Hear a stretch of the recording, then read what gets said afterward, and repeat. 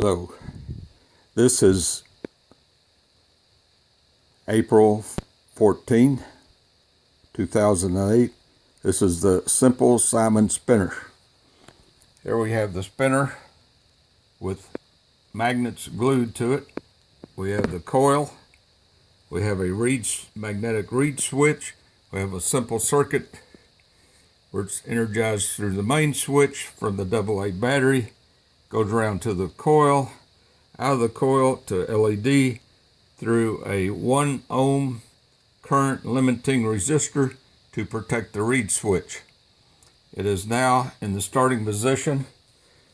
We will start it.